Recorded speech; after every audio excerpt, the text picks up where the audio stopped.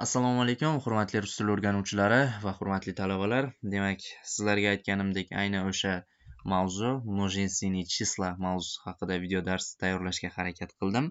Demak, videoni boshladim. Qarang, множественные числа ko'plik shakli, ya'ni ko'plik shaklini rus tilida ot so'z turkumining ko'plik shaklini именительный падежda ko'rsatib bermoqchiman. Без предлог, без окончания. Xo'p, e'tibor qiling, mujskoy rodda ko'plik shakli yasaladi. Oxirida qattiq i va i harflarini qo'shish orqali, женский rodda ham xuddi shunday, средний rodda a yoki ya harflarini qo'shish orqali. Avvalgi darslarimizda bilamiz, mujskoy roddagi so'zlar qanday so'zlar edi? Женский rod и тоже средний rod. Tak, bilamiz. Endi qarang, главный вопрос nima? Asosiy savol bu qachon qattiq i va yumshoq i qo'yiladi.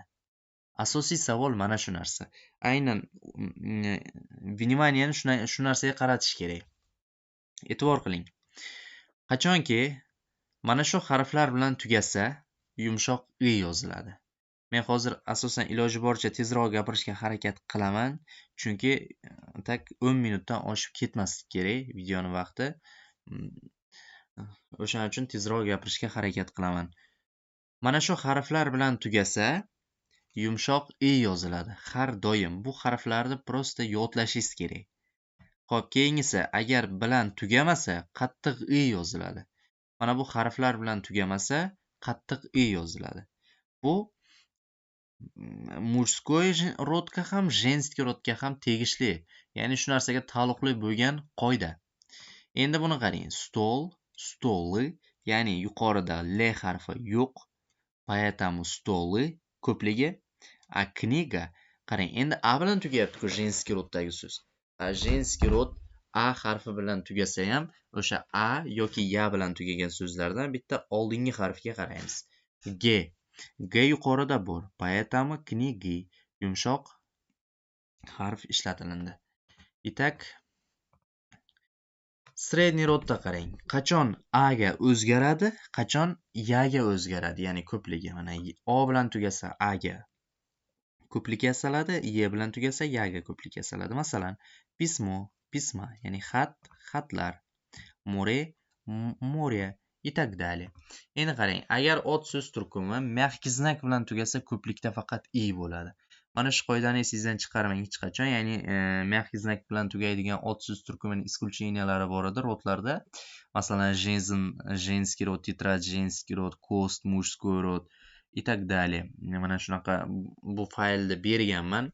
Bu faylda yodlagan bo'lishingiz kerak edi.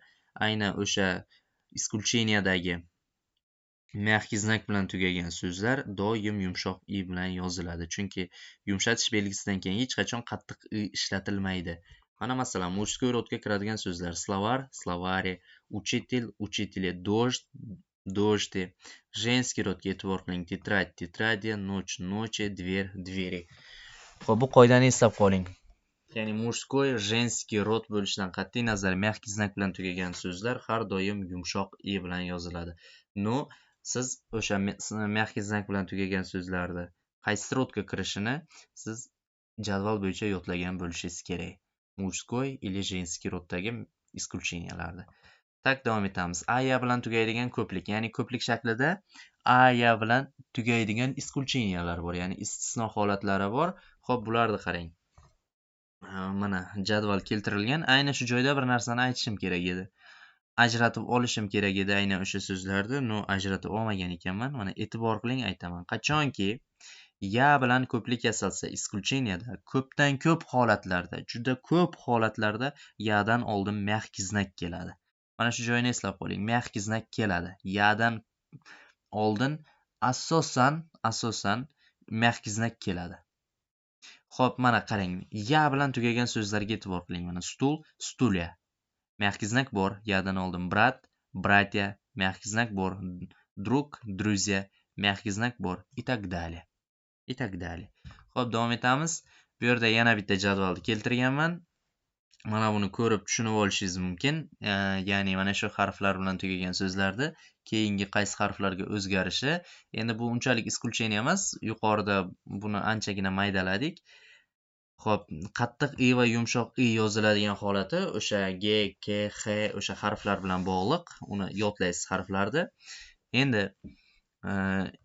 y harfidan keyin ham yumshoq i keladi, mягкий znakdan keyin ham i keladi. Keyin so'zni o'zi ya bilan tugaydigan so'z bo'lsa i keladi. Undan keyin ham yumshoq i keladi. Mana bu jadval bo'yicha uni bir qarab yaxshilab o'qib chiqsangiz, по-моему, tushunarli bo'ladi. Tak, davom etamiz. Mana bu zadание первый.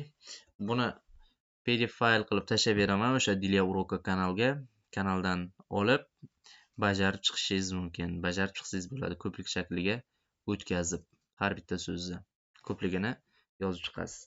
Xo'p, endi qarang. Местоименияni множественный числosiga qaytaylik. Men mana shu joyga to'xtalishdan oldin bir narsaga to'xtalib o'tayda. Qarang. Mana bu narsaga e'tibor qiling. Bundan avvalgi darslarda, ya'ni ko'plik shaklini, ya'ni ning qo'shimchasini mana shunday yasaganmiz. Mana e'tibor qiling. Ya, moy, maya, mayo. Mening, mayi, mening. Endi biz mana bu holatini faqatgina mana множественный chislani doim ko'plikdagi ot so'z turkumiga ishlatish kerak. Bu yog'i tushunarli bo'lgan. No, endi biz bu yog'ini yaxshilab tushunib olishimiz kerak bo'ladi. Xo'p, qarang.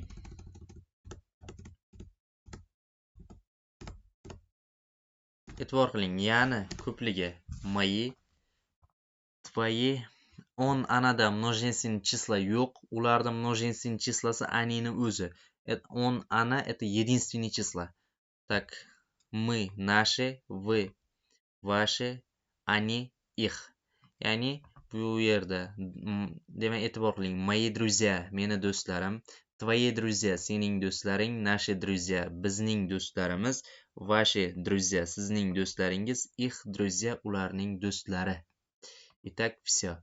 Ya'ni bu do'stlar, ya'ni bular deb savol qo'yish эти bilan yasaladi. Mana эти друзья. Bu do'stlar. Ya'ni kimning do'stlari? Endi ko'plikka o'tadigan bo'lsak, чьи эти друзья, например. Чьи друзья. Ya'ni kimning do'stlari. Yoki masalan, друзьяning o'rniga эти люди, чьи люди desak bo'lardi. Itak мои люди, твои люди desak bo'lardi. Xo'p, endi qarang. Mягкий znak qo'yishda bitta qoidasini keltiraman. Qachonki l va n harflari bilan kelsa so'zlarning o'rtasida, eslab qoling, ko'pdan ko'p holatlarda mana shu holatda mягкий znak bo'ladi. Masalan, существительный. Ot so'z turkumi. E'tibor qiling. Zig'ir, прилагательный, sifat, l, n bilan kelayotgan so'zlar. Balno, og'riq, pыльный, changli, длинный, uzoq, и так далее. Обильный, juda ko'p. Mana shu holatini eslab qoling, ya'ni bu asosan ko'proq прилагательный so'zlarda ko'proq uchraydi. Yoki masalan, именительный, родительный, дательный, так и так далее. L bilan n ni o'rtasida ko'p holatda mягкий znak keladi. Ko'p holatda. Mana aytmoqchi bo'lganim bitta mana bu qoida edi. Endi tвердый znak. Tвердый znak asosan ko'p holatlarda g harfidan oldin keladi. Masalan, mana obyekt. E'tibor qiling, qizil bilan ajratilganlarga e'tibor qiling. Mana ko'rsatib beryapman bu so'zlarni. Mana shu qoidalarni eslab qolsangiz, rus tilining juda ko'p joylarida bu narsaga adashmaysiz. Keyin yana bir narsani aytishim kerak. Hurmatli rus tili o'rganuvchilari, aynan mягкий znakni qachon qayerga qo'yish yoki tвердый znakni aynan qachon qayerga qo'yish degan qoida, to'g'risi rus tilida unaqangi aynan qo'yish degan qoida yo'q o'zi aslida. Ya'ni u so'zni holatidan kelib chiqib kelaveradi. Siz qanchalik so'z boyligingiz yuqori darajada bo'lsa, yodlagan so'zlaringizni to'g'ri yoza olasiz. Men qisman nisbatan rus tilida bor qoidalarni keltirib berdim. Mana shu qoidalarga amal qilib yozishda, ishlatishda ancha-muncha amal qilsangiz, siz mana shu holatda ham ko'p bilimlarga ega bo'lib, yozishda qiladigan xatoliklaringizni ancha-muncha kamaytirib yuborishingiz mumkin.